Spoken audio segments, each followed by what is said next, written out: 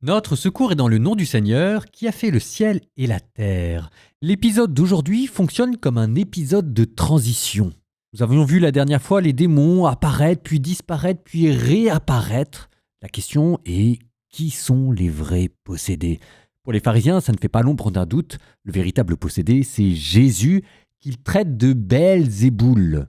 Souvenez-vous, petite parenthèse, Belzéboul, on l'a vu dans le 2e livre des rois. C'est quand le roi d'Israël avait un fils malade et qu'il avait envoyé consulter Baal-Zéboub, le seigneur de l'orage. Et pour se moquer de lui, Élisée avait transformé le Baal-Zéboub en Baal-Zéboul, le seigneur des mouches. En bonus donc, pourquoi est-ce que l'on reprend ici ce terme ? J'aurais pas le temps de le traiter, c'est un petit bonus. Fin de parenthèse, on revient à Marc. Bref, pour les pharisiens, le possédé, c'est Jésus qui fait l'œuvre du diable. Mais voilà que Jésus va reprendre cette question du diable pour la retourner contre ses adversaires. Et si les véritables possédés n'étaient pas ceux que l'on croyait ? D'ailleurs, Jésus reprend cette question du blasphème lancé contre lui et laissé comme en suspens depuis cet épisode où il avait guéri le paralytique en lui pardonnant les péchés. Cet homme-là blasphème, Dieu seul pouvait pardonner les péchés, avait-on dit ? Pour la retourner contre ses auditeurs. Celui qui blasphème, ce n'est pas celui que l'on croit. Donc, un épisode de transition qui vient clôturer toute une série sur les démons, le blasphème, pour en ouvrir une autre que nous allons commencer aujourd'hui sur... vous verrez. Marc, fin du chapitre 3 et début du chapitre 4. Alors, Jésus revint à la maison, où de nouveau la foule se rassemble, si bien qu'il n'était même pas possible de manger. Les gens de chez lui, l'apprenant, vinrent pour se saisir de lui, car ils affirmaient « Il a perdu la tête ». Les scribes qui étaient descendus de Jérusalem disaient « Il est possédé par Belzéboul, c'est par le chef des démons qu'il expulse les démons ». Les appelant près de lui, Jésus leur dit en parabole « Comment Satan peut-il expulser Satan ? Si un royaume est divisé contre lui-même, ce royaume ne peut pas tenir. Si les gens d'une même maison se divisent entre eux, ces gens ne pourront pas tenir. Si Satan est dressé contre lui-même, s'il est divisé, il ne peut pas tenir. C'en est fini de lui. Mais personne ne peut entrer dans la maison d'un homme fort et piller ses biens s'il ne l'a d'abord ligoté, et alors seulement il pillera sa maison. Amen, je vous le dis. Tout sera pardonné aux enfants des hommes, leurs péchés et les blasphèmes qu'ils auront proférés. Mais si quelqu'un blasphème contre l'Esprit Saint, il n'aura jamais de pardon. Il est coupable d'un péché pour toujours. Jésus parla ainsi parce qu'ils avaient dit « Il est possédé par un esprit impur ». Alors arrivent sa mère et ses frères. Restant au dehors, ils le font appeler. Une foule était assise autour de lui et on lui dit « Voici que ta mère et tes frères sont là dehors, ils te cherchent. » Mais il leur répond « Qui est ma mère ? Qui sont mes frères ?» Et parcourant du regard ceux qui étaient assis en cercle autour de lui, il dit « Voici ma mère et mes frères. Celui qui fait la volonté de Dieu, celui-là est pour moi un frère, une sœur, une mère. » Jésus se mit de nouveau à enseigner au bord de la mer de Galilée. Une foule très nombreuse se rassembla auprès de lui, si bien qu'il monta dans une barque où il s'assit. Il était sur la mer, et toute la foule était près de la mer sur le rivage. Il leur enseignait beaucoup de choses en paraboles, et dans son enseignement il leur disait « Écoutez, voici que le semeur sortit pour semer. Comme il semait, du grain est tombé au bord du chemin. Les oiseaux sont venus et ils ont tout mangé. Du grain est tombé aussi sur du sol pierreux, où il n'y avait pas beaucoup de terre. Il a levé aussitôt, parce que la terre était peu profonde. Mais lorsque le soleil s'est levé, ce grain a brûlé et, faute de racines, il a séché. Du grain est tombé aussi dans les ronces. Les ronces ont poussé, l'ont étouffé, et il n'a pas donné de fruits. Mais d'autres grains sont tombés dans la bonne terre, et ils ont donné du fruit en poussant et en se développant, et ils ont produit 30, 60, 100 pour un. Et Jésus leur disait, Celui qui a des oreilles pour entendre, qu'il entende. » Quand il resta seul, ceux qui étaient autour de lui, avec les 12, l'interrogeaient sur les paraboles. Il leur disait : « C'est à vous qu'est donné le mystère du royaume de Dieu, mais à ceux qui sont dehors, tout se présente sous forme de paraboles. Et ainsi, comme dit le prophète, ils auront beau regarder de leurs yeux, ils ne verront pas. Ils auront beau écouter de toutes leurs oreilles, ils ne comprendront pas. Sinon, ils se convertiraient et recevraient le pardon. » Il leur dit encore : « Vous ne saisissez pas cette parabole ? Alors, comment comprendrez-vous toutes les paraboles ? Le semeur sème la parole. Il y a ceux qui sont au bord du chemin, où la parole est semée. Quand ils l'entendent, Satan vient aussitôt et enlève la parole semée en eux. Et de même, il y a ceux qui ont reçu la semence dans les endroits pierreux. Ceux-là, quand ils entendent la parole, ils la reçoivent aussitôt avec joie. Mais ils n'ont pas en eux de racines. Ce sont des gens d'un moment. Que vienne la détresse ou la persécution, à cause de la parole, ils trébuchent aussitôt. Et il y en a d'autres qui ont reçu la semence dans les ronces. Ceux-ci entendent la parole, mais les soucis du monde, la séduction de la richesse et toutes les autres convoitises les envahissent et étouffent la parole qui ne donne pas de fruits. Et il y a ceux qui ont reçu la semence dans la bonne terre. Ceux-là entendent la parole, ils l'accueillent et ils portent du fruit.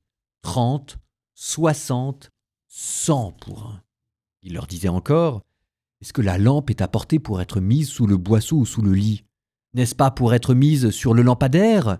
Car rien n'est caché, sinon pour être manifesté. Rien n'a été gardé secret, sinon pour venir à la clarté. Si quelqu'un a des oreilles pour entendre, qu'il entende !» Il leur disait encore : « Faites attention à ce que vous entendez. La mesure que vous utilisez sera utilisée aussi pour vous, et il vous sera donné encore plus. Car celui qui a, on lui donnera. Celui qui n'a pas, on lui enlèvera même ce qu'il a. » Il disait : « Il en est du règne de Dieu comme d'un homme qui jette en terre la semence. Nuit et jour, qu'il dorme ou qu'il se lève, la semence germe et grandit, il ne sait comment.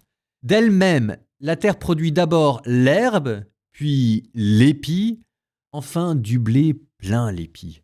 Et de même que le blé est mûr, il y met la faucille puisque le temps de la moisson est arrivé. » Il disait encore : « À quoi allons-nous comparer le règne de Dieu ? Par quelle parabole pouvons-nous le représenter ? Il est comme une graine de moutarde. Quand on la sème en terre, elle est la plus petite de toutes les semences.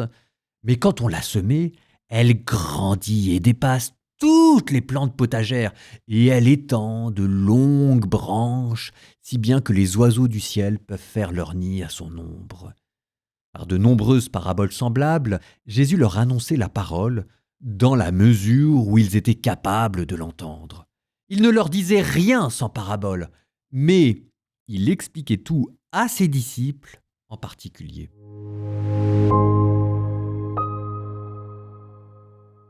Je vous l'ai dit, je vous le redis, attention, les paraboles, quand on croit les avoir compris, c'est toujours très mauvais signe, surtout quand il s'agit de la parabole du semeur que pourtant tout le monde croit avoir compris. Et je le prouve. Reprenons. Avant la parabole du semeur, donc, il y avait cette controverse avec les pharisiens qui traitaient Jésus de Belzéboul. Ok, regardez maintenant dans les détails. Ça commençait avec Jésus qui était dans une maison, et il y avait tellement de foule qu'on ne pouvait pas manger. Verset 20, littéralement en grec, on ne pouvait pas prendre de pain. Par quoi va commencer la parabole du semeur ? Par du grain de blé. Ensuite, regardez le groupe de personnes qui étaient venues voir Jésus. Parce qu'il n'y avait pas seulement les pharisiens qui le traitaient de Belzéboul. Il y a d'abord eu 1, les gens qui pensaient que Jésus était fou. 2, les pharisiens qui pensaient que Jésus était possédé. 3, les proches de Jésus qui voulaient mettre la main sur lui. Et il va y avoir combien de mauvais terrains dans la parabole du semeur ? Il va y en avoir 3. Il y en a même un où il sera question du diable. Je reviens maintenant à Jésus qui n'a pas de pain dans sa maison et qui est confronté à 3 auditoires mauvais. Et il termine en disant : qui sont ma mère, qui sont mes frères, qui sont mes sœurs ? Réponse : celui qui fait la volonté de Dieu. Et par quoi va se terminer la parabole du semeur ? Après les 3 mauvais terrains, le bon terrain qui porte du fruit à raison de 30-60%. Et Jésus dira dans les commentaires, faites attention à la manière dont vous écoutez, sachant que écouter, ça veut dire obéir à la volonté de Dieu. Donc, c'est là où Marc, avec son air de pas y toucher, est beaucoup plus subtil qu'il n'y paraît. Le secret messianique n'est pas seulement une volonté de Jésus, c'est un effet de l'endurcissement de cœur. Ils ont des oreilles et n'écoutent pas, ils ont des yeux et ne voient pas. L'identité de Jésus-Christ est obscure pour ceux qui refusent de croire. Ça, on a l'impression de le dire du Saint Jean, sauf que Saint Jean, lui, le dira avec des phrases, là, c'est dit de manière parabolique. Mais quand Saint Jean vous dit « celui qui refuse de croire ne vient pas à la lumière et le jugement est déjà sur lui », c'est exactement ce que vous venez d'entendre avec ce secret messianique inversé qui est devenu obscur par la lumière du démon. Alors, ok, on s'arrête là 2 secondes. Tout ce que je viens de vous dire là, c'est une manière de redonner à la parabole du semeur sa saveur de mystère en la comparant à ce qu'il y avait avant. On reprend 2 secondes la structure de ce chapitre. Vous avez 1, Jésus vous donne la parabole. 2, Jésus vous explique la parabole en vous disant à quoi correspondent les terrains. Et 3, Jésus termine en vous disant 2 autres paraboles pour ceux qui veulent aller plus loin. Et même, on pourrait aller encore plus dans les détails parce qu'entre chaque paragraphe, Jésus vous donne des petites clés de transition sapientielle. 1, une prophétie d'Isaïe, entre le moment où il donne la parabole et le moment où il explique. Et 2, une petite parabole sur la lampe et la qualité de l'écoute entre le moment où il explique la parabole et le moment où il va vous donner les 2 autres paraboles finales. Ça, c'est ce qui permet à Jésus de passer de l'endurcissement de cœur à la qualité de l'écoute pour ensuite terminer avec une dernière question. Ça veut dire quoi, porter du fruit? Si jamais c'est pas une œuvre d'art, je sais pas ce que c'est. Alors reprenons la dernière question, ça veut dire quoi, porter du fruit? Ça veut dire, dans la parabole du semeur, porter du fruit à raison de l'1 pour 30 pour 60%. Et vous avez ensuite, première parabole conclusive. Cette fois-ci, on ne s'occupe pas de la quantité de blé que ça produit, mais on se concentre sur un épi. Porter du fruit à 30, 60, 100, ça devient d'abord produire l'herbe, puis la tige, puis l'épi. Ça veut dire quoi ça? Pour les pères de l'Église, c'était la qualité de l'âme et la maturité de la vertu. L'intention, les sentiments, l'acte. Et puis ensuite, comme si ça ne suffisait pas, parce qu'il est un peu trop question de soi-même, vous avez une deuxième parabole qui vous permet de déplacer l'accent. Ça veut dire quoi, porter du fruit? Ça veut dire cette fois-ci devenir comme un arbre sous lequel tous les oiseaux du ciel peuvent venir s'abriter. Et voilà que les oiseaux qui étaient le symbole du démon venant picorer le grain de blé, ce qui nous rappelait étrangement les pharisiens traitant Jésus de Belzéboul, sont devenus les hommes qui s'abritent sous le royaume de Dieu. Ah! Qui l'avait vu tout ça? Une parabole, c'est un mystère. Psaume 118, Yod, verset 73. Tes mains m'ont façonné, affermi. Éclaire-moi que j'apprenne tes volontés. À me voir ceux qui te craignent se réjouissent, car j'espère en ta parole. Seigneur, je le sais, tes décisions sont justes, tu es fidèle quand tu m'éprouves. Que j'ai pour consolation ton amour, selon ta promesse à tes serviteurs. Que vienne à moi ta tendresse, et je vivrai. Ta loi fait mon plaisir. Honte aux orgueilleux qui m'accablent de mensonges. Moi, je médite sur tes préceptes. Qu'ils se tournent vers moi ceux qui te craignent, ceux qui connaissent tes exigences. Que j'ai par tes commandements le cœur intègre, alors je ne serai pas humilié.